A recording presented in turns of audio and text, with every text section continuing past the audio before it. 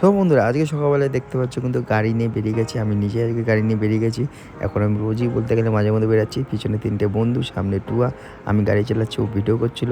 তো 3জন মিলে সকালবেলায় কিন্তু ভোর 5:30 6টা বাজে আমরা গাড়ি নিয়ে বেরিয়ে গেছিলাম আমাদের বাড়ির থেকে আমডাঙ্গার উদ্দেশ্যে।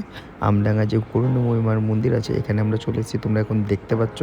এখনও মন্দিরটা খুলিনি, একটু পরেই খুলবে। তো আশেপাশে তা ঘুরছিলাম, কী সুন্দর এখানে ফুলের কালার আর পুকুরের ঘাটে বসে রয়েছে, আলাদাই একটা ভাইব লাগছিলো। সকালবেলায় সব ব্যায়াম করছিল, একটা গ্রাম্য পরিবেশ ছিল, খুবই সুন্দর ছিল। তারপরে কিন্তু মন্দিরটা খুলে যায়। তো আমরা মন্দির দেখতে পাচ্ছ 7টার সময় খোলে। আমরা মন্দিরে প্রবেশ করেছি, ভেতরে দেখো কত সুন্দর পরিষ্কার ছোট ছোট মন্দির। এখানে শিব ঠাকুর আর এখানে অনেক পরপর বলতে গেলে সব শিবের লিঙ্গ আছে, অনেক মন্দির আছে।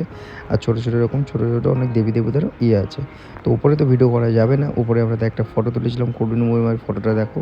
তারপরে আমরা বেরিয়ে কিন্তু চা খেয়েছি, তার সাথে কিন্তু সকালবেলায় লুচি তরকারি একটু খেয়ে নিয়েছিলাম, হালকা একটু ব্রেকফাস্ট করে। তারপরে গাড়ি নিয়ে রিটার্ন বাড়ির দিকে।